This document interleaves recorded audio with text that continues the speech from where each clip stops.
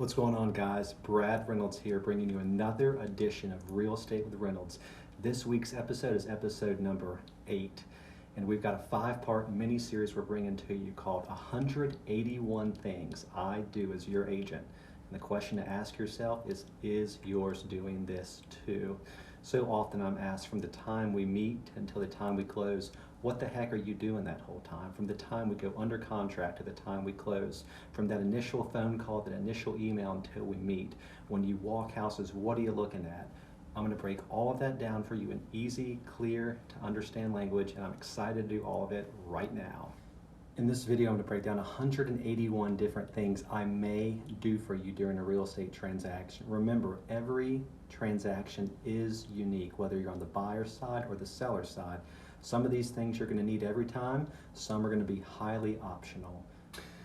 3 big areas we're going to focus on in this video today. 1, the pre-listing activities, all the things you're doing when you're getting together the information for the listing appointment, the second part of the video.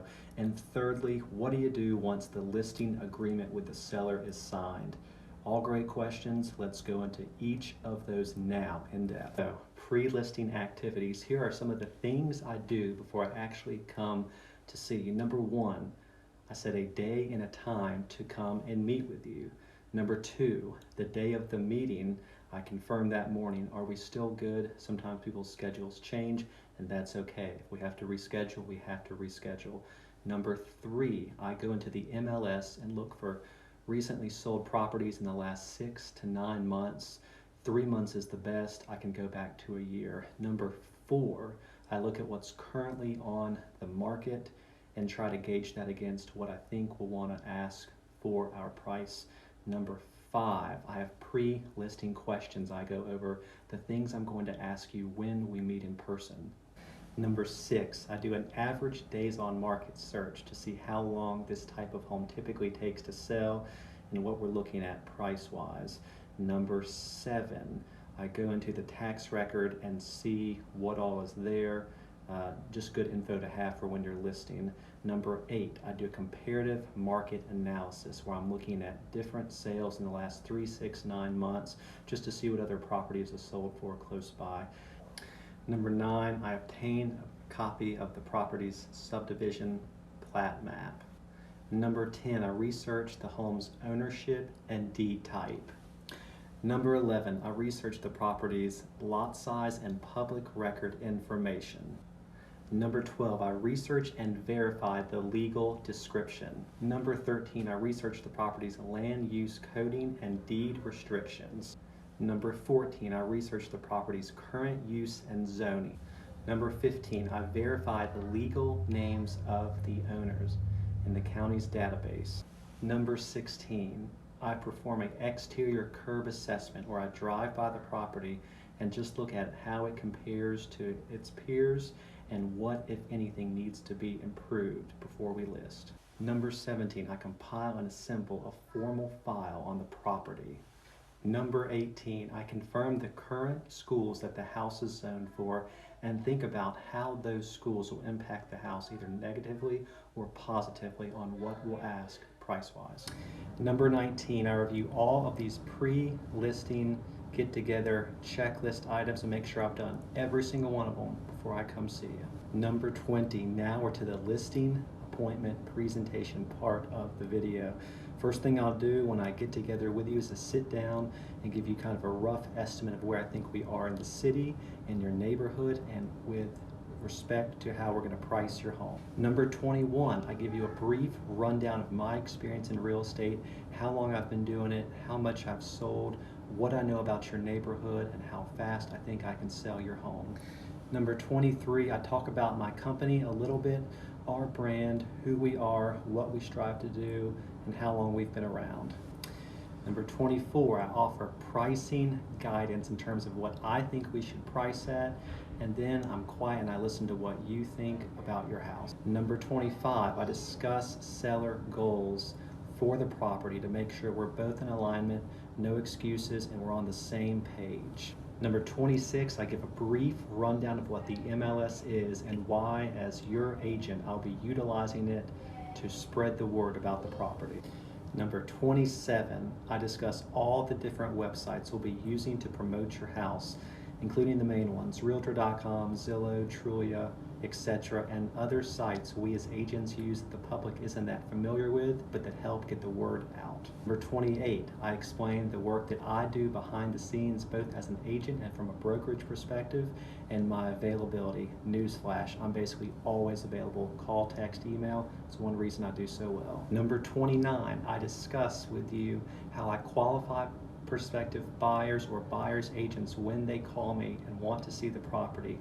I always recommend that anyone seen it is already pre-approved, and if they're not, that I can at least hear a little bit about them and feel comfortable with them in my client's house.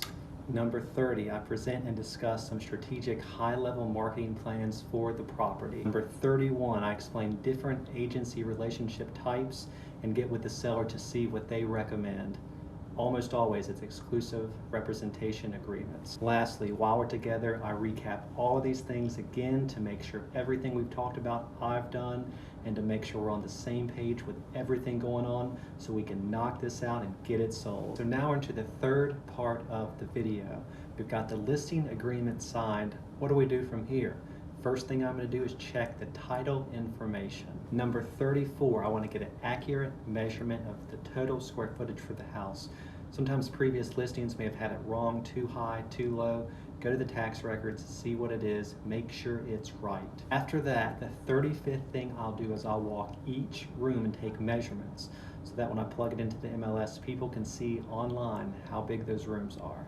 Number 36, I then confirm the lot size with any previous surveys that have been done. Number 37, I take note of any previous easements or any agreements that may impact the property. Number 38, I put together a 3D rendering of the house using a certain program I use to do 3D drawings of the property. Number 39, once that 3D version of the house is put together, I send it off to a company that I use, and they compress it so that anyone seeing it online can do a 3D walkthrough without even going through the property. Number 40, I order a plat map to keep in my file for the house.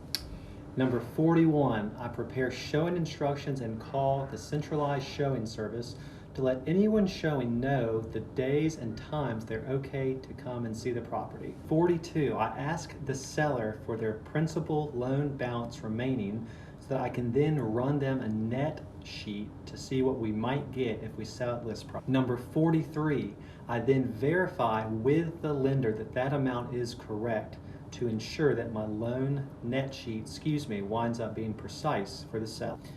Number 44, I get with the lender to see about if there is a situation where a buyer wants to assume the loan, if that's possible. Number 45, I discuss possible buyer financing options with the seller. Number 46, I ask the seller if they've had a recent appraisal on the house. This will help with pricing it when we list. Number 47, I identify who the HOA association is managed by, if there is one. And number 48, I verify with the seller and the HOA management company what the monthly or quarterly fee is. Number 49, I get with the HOA to get a copy of the bylaws, covenants, codes, and restrictions, and any other paperwork that would be pertinent to any prospective buyers. Number 50, I find out who the electricity company is for the house. In different areas across Middle Tennessee, it's different companies, and I look at a 12-month average to see what the home is using on average each month. That's always a big question people ask. Number 51, I ask the owner for a copy of some of their most recent other utility bills, gas, we just talked about electric, heating and cooling, to make sure anyone asking can get a good estimate of what they could be paying every month. I research and verify, number 52, whether the house is on sewer or septic. Basically, everything I sell is in some kind of city limits. I think I've yet to see one on a septic. I'm sure it'll happen at some point, but as of now, not yet. 53, your water system. I want to calculate what your average monthly water bill was and see how far back that goes the last 12 months to give any prospective buyers agents and buyers a good idea of the monthly water usage. Number 54, well water. Again, another one I've never actually had, but if the house does have a well, there's some specific questions related to that. Number 55, who is the natural gas company close by? Here in Middle Tennessee, it's typically Piedmont Natural Gas. Number 56, does the house have a security system? If so, who is the current contract with? And can the new owner, after they're closed, assume it? Or can they get a whole new system? Kind of digging deeper into that. Number 57, I verify if the seller has a termite treatment option that can be transferred to the new owner. Most companies let you do that. Number 58, I verify if the house needs to have the lead-based paint disclosure filled out. Any house built before 1972 may have lead-based paint, and if so, there's a form to fill out saying whether you know anything about the presence of it or whether you don't. Number 59, I prepare a list of property amenities and how those particular things that the seller has done helps increase its value. Number 60, I prepare a detailed list of the property's inclusions and conveyances. Number 61, I compile a list of recently completed repairs and maintenance items that still need to be done. Number 62, I compile a vacancy list if the seller is no longer living there for things I would do when the house is vacant. Number 63, I explain the benefits of offering a home warranty to any prospective buyers to the seller. Number 64, if the seller does choose to offer a home warranty, I guide them on prospective companies they could use and the differing dollar amounts of what you get coverage-wise. Number 65, once the home warranty has been ordered and paid for, I then put a copy of the report in my file for the house for later use. Number 66, I have an extra key made for the property. Number 71, I put my for sale sign in the yard and put a combo lock on the door. Number 72, I ask the seller if they have any questions about filling out the property condition disclosure, and if they do, guide them there as best I can. Number 73, I go over all items again in this section to make sure we're all on the same page again. And lastly, I've combined a couple here, but the last few going up to number 77, I take all of the paperwork and put it online and keep it in a file with me. That was a doozy, guys. And with that, we wrap up the first part of this 5-part mini-series called 181 Things I Do as Your Agent. The question is your agent doing that?